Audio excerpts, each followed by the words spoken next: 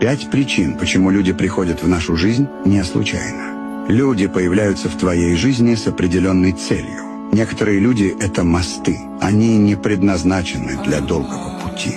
Некоторые люди — это преграды и указатели. Они приходят, чтобы задержать тебя, будь то в мелочах или в важных вещах. Некоторые люди — это задания и учителя.